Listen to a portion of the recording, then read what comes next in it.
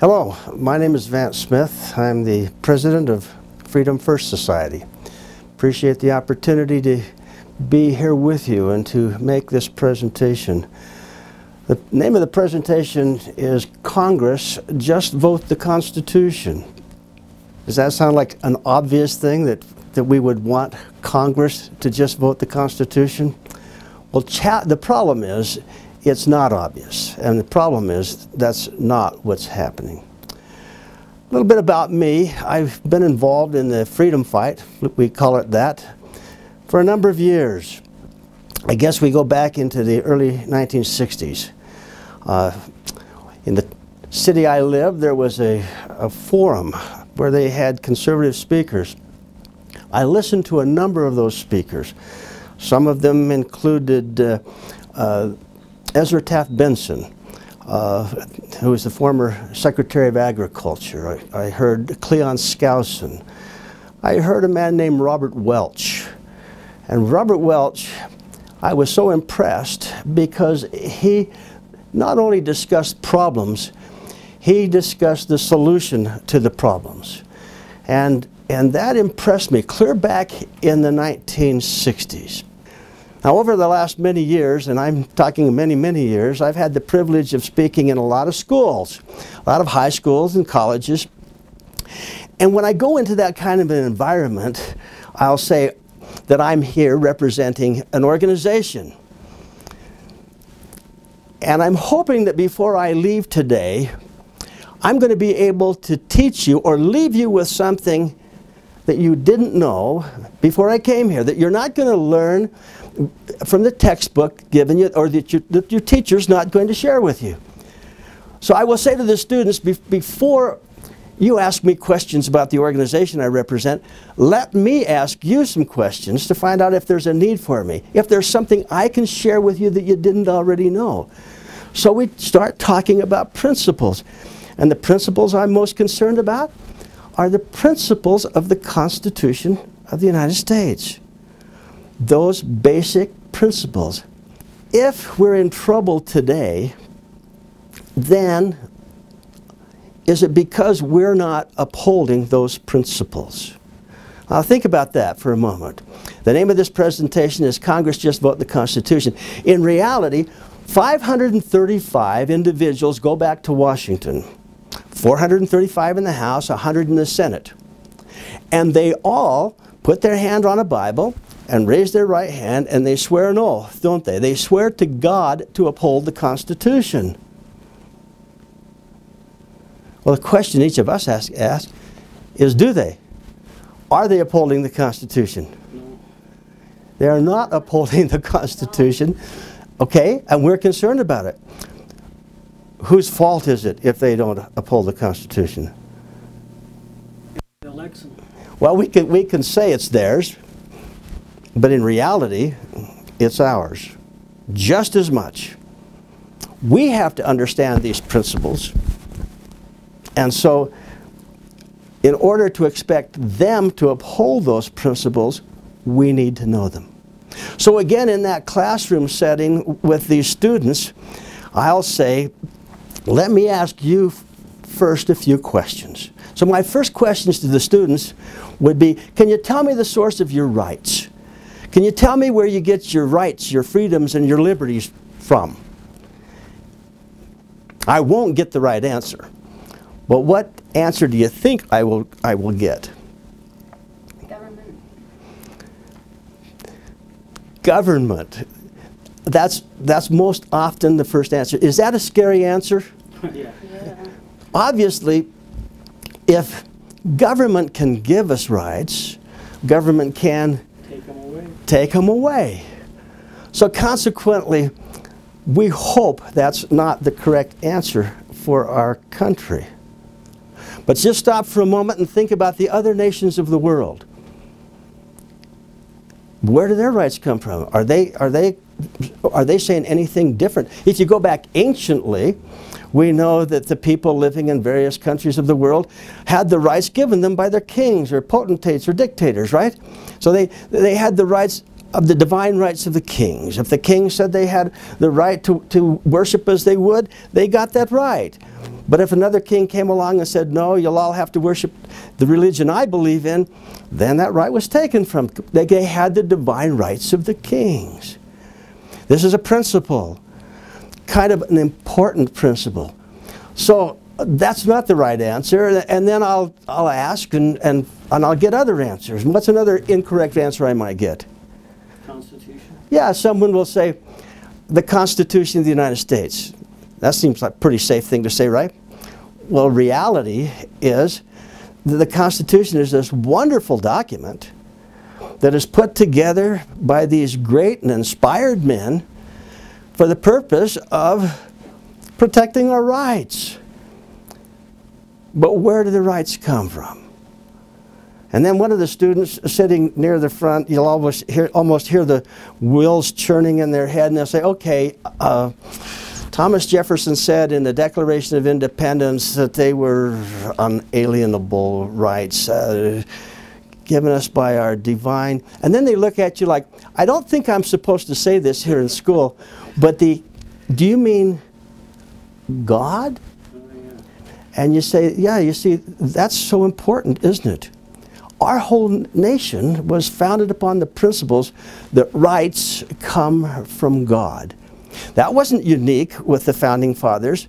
They knew that because of those that taught them, of the books that they read, of the great minds far before him, that the rights that we have are unalienable, untrespassable, that they come from God, and that no government should have any influence at all or control over our God-given rights. So we'll tell the kids that rights come from God. Is that an important principle? Think about it. Yeah. Is that important? So I'll say to the kids, okay, if you give me that rights come from God, then let me ask you this. What kind of a government did our Founding Fathers give us to protect those rights? Now, their eyes glaze over. They have no idea what I'm talking about. So I'll usually put on the whiteboard or blackboard 5 forms of government that I'm aware of that man could establish. A democracy, an oligarchy, an anarchy, a monarchy, or a republic. And I'll ask the students, which of those are we? And what answer do you think I'll get? Every time. Democracy. Right. And so I'll ask one of them to stand, and we'll pledge allegiance to the flag of the United States of America and to the democracy for which it stands. And they'll say, oh, well, maybe that's not right. But they're confused. Why would they not be confused? That's all they hear, isn't it? That's what they read in their history books. That's what they read in the paper. That's what they hear over and over again. I remember back in the 1980s, I was listening to the President of the United States speak to the General Assembly of the United Nations. And in that talk, he referred to the United States of America as a democracy 33 times. I went back and got a copy of the talk and counted them. So if the President of the United States is telling us that we're a democracy, obviously that's what people think. That's what they've been told. But are we? And the answer is we're not. In fact, if we go back and read the Federalist Paper and read some of the other writings of the founders, we'll find out that they addressed the issue of democracy and referred to it as one of the worst possible forms of government. What is democracy? What does it mean? What's a definition for democracy? Majority rule. Majority rule. So people controlling, if they can create some kind of a crisis and agitate people and get the majority to vote one way, then that's what happens. If you have a situation where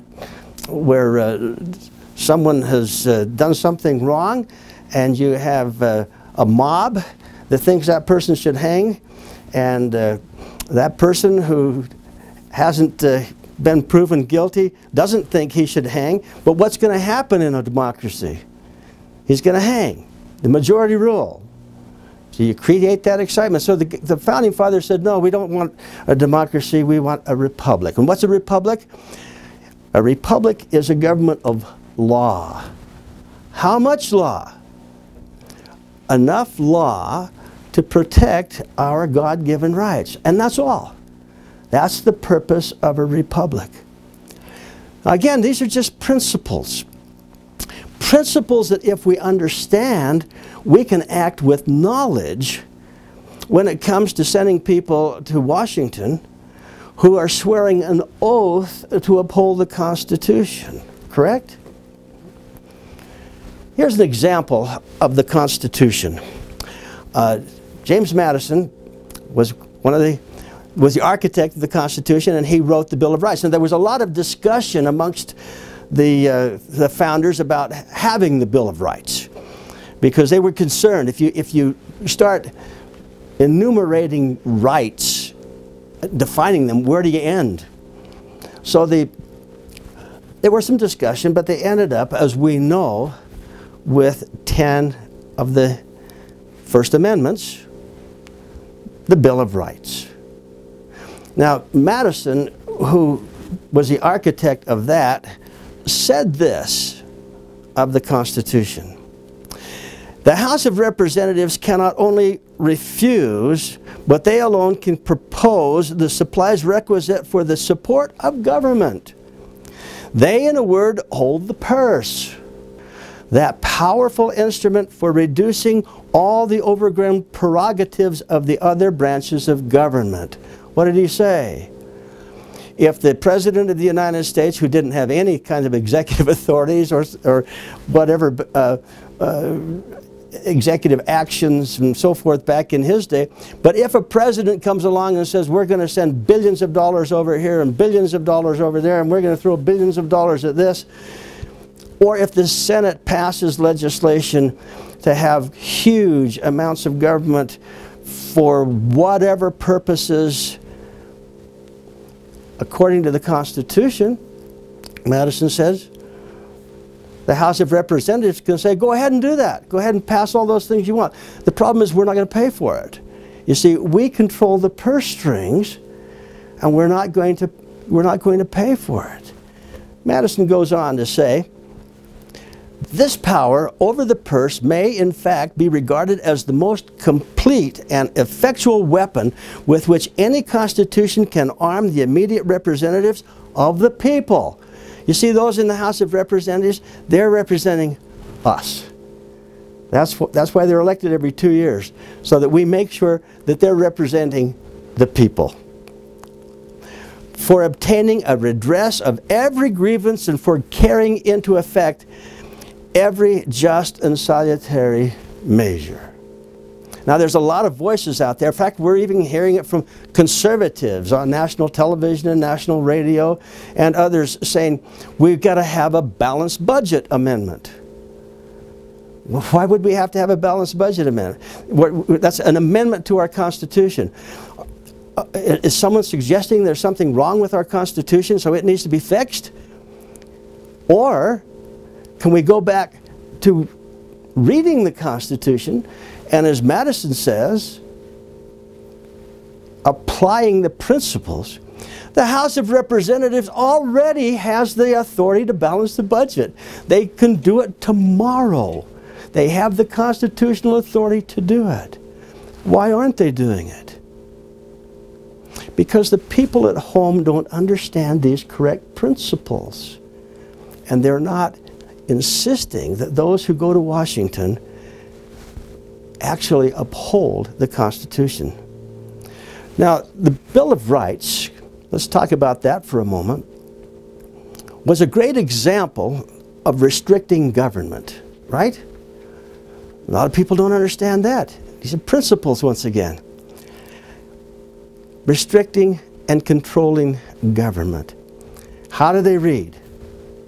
Congress shall not, right? Congress shall not. Second Amendment.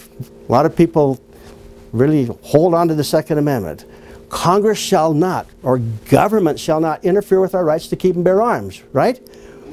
Government shall not interfere with our rights for religion, or interfere with our rights of public assembly, or interfere with our rights of the press. Every one of those amendments, the first 10 we call the Bill of Rights, restrict government. Isn't that right? And what's the 10th Amendment say? Essentially what it says, if we forgot anything, government can't do that either. So we have a situation where the Founding Fathers recognized that you had to control and limit government. Their study of history indicated that the greatest enemy of freedom throughout mankind was government. Government with too much power and too much control and too much authority. And it was for that reason that through inspiration they came up with our Constitution. Now there are forces organized over the last decades and decades and decades and decades to alter that. In fact, most of the amendments, if we look at them carefully in recent years, have been exactly the opposite of what the Founding Fathers wanted. Instead of restricting government, they have said we want this amendment so that government will have more control in the lives of people. Now here's a voice that will be familiar to you. This fellow was a state legislator in Illinois. And when he was interviewed on the radio program that you're going to listen to, he's going to address this very issue of restricting government. And he's going to use a phrase that should alarm all of us. He's going to talk about the redistribution of the wealth and how that's what he believes should happen. And because of others not going far enough, we still have a long way to go. Listen to this. Good morning and welcome to Odyssey on WBEZ Chicago 91.5 FM.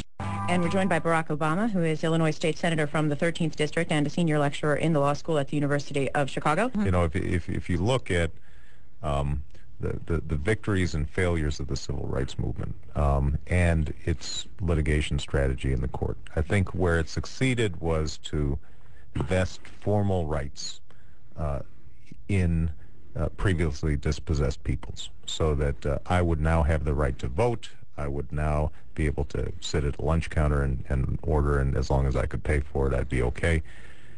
But the Supreme Court never ventured into the issues of redistribution of wealth and sort of more basic issues of political and economic justice in the society. And to that extent, as radical as I think people tried to characterize the Warren Court, it wasn't that radical. It didn't break free from the essential constraints that were placed by the Founding Fathers in the Constitution, at least as it's been interpreted, and Warren Court interpreted it in the same way, that generally the Constitution is a charter of negative liberties, says what the states can't do to you, says what the federal government can't do to you, but it doesn't say what the federal government or the state government must do on your behalf. And that hasn't shifted, and one of the, I think, the tragedies of the civil rights movement was because the civil rights movement became so court-focused, I think that there was a tendency to lose track of the political and community organizing and activities on the ground that are able to put together the actual coalitions of power through which you bring about redistributive change. And in some ways we still suffer from that.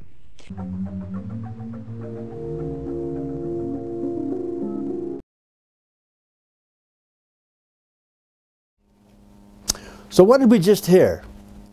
We heard a former state legislator from Illinois, now the President of the United States, who was saying we have a problem. We have a problem with the Constitution. We have a problem with the Bill of Rights because it restricts us, meaning him and those like him who are moving us more and more towards socialism. It restricts us. And what was his objective? Redistribution of the wealth. Where do we hear that phrase of redistribution of the wealth? Well, We hear it here. We can read about that in the Communist Manifesto. Communist Manifesto was written by Karl Marx and Friedrich Engels. Karl Marx' name was on it today, but my understanding was he just was a writer. There was going to be a big convention of the League of Just Men, where you have all these socialists from the various parts of the world, and they're going to get together. And they needed a common manifesto. And so they got Karl Marx to write that. He was just a writer. As a matter of fact, his name didn't appear on it, I'm told, for about 40 years. But in the Communist Manifesto, which is a blueprint to lead nations of the world to socialism, is interwoven that theme of redistribution of the wealth. And if we would stop and think about a lot of things that have happened to us in our country, we can see redistribution of the wealth all about us. Okay? The issue, as it says here on the board, is that the insiders have a plan. And they're working their plan. And that plan is Marxism or socialism, as they lead us towards more government and more controls. If we go inside of the Communist Manifesto, there's 10 planks of the Communist Manifesto that must be employed, according to them, according to Marx, to bring about this socialist society. Now again, if you go back to the middle of the 19th century and you've got all these socialist revolutions in these various countries of Europe and so forth, and they put together a manifesto, logically you're thinking that they're doing so because they're unhappy with kings and queens and potentates that are taxing them to death. And yet the second plank of the Communist Manifesto reads, to have a heavy, progressive, or graduated income tax. Okay, can you imagine a bunch of revolutionaries saying, we're being taxed too much, but if we get in charge, if we take control, we're going to have a heavy and progressive and graduated income tax? And yet, that's what they wrote down. And then if we jump down to plank number 5, it says that they'll have centralization of credit in the hands of the state by means of a national bank with state capital and an exclusive monopoly. Now, can you imagine revolutionaries wanting to create a central bank that has a monopoly? And yet that's in their manifesto. Now, the reality for us here in our country is we got both of those. When? In 1913. What's the heavy and progressive and graduated income tax that Marx referred to? 16th Amendment. The 16th Amendment to the Constitution. That's when we got it. Heavy and progressive and graduated income tax, what does it mean? Well, someone could say it means that the more you make, the more you pay in taxes. Well, it's worse than that, isn't it? It's not only the more you make, the more you pay in taxes, but the higher percentage of your income you pay in taxes. Some of us are old enough to remember when an average income was around $7,000 a year, where we paid somewhere around 6 or 7% of our salaries in income tax. Today, the average wage is in the 50,000s. Do people still pay 6 or 7%? No, they pay a great deal more, into the 40%. Of course, all that depends upon deductions and exemptions and all of that. But the reality is, by increasing the wages, the government increases the percentage of taxes. Okay? Now, how did that happen? Well, one way that happened is plank number 5. And we got that in 1913 as well. And what was that called? That was the Federal Reserve Act, right? So in 1913, we got the Federal Reserve. The Federal Reserve is a bank that our government borrows money from. Now, there are a lot of people that think because it's called the Federal Reserve, that it's a federal, that it's ours, that it's part of our government, and that we're simply borrowing money from ourselves. We've all heard that, haven't we?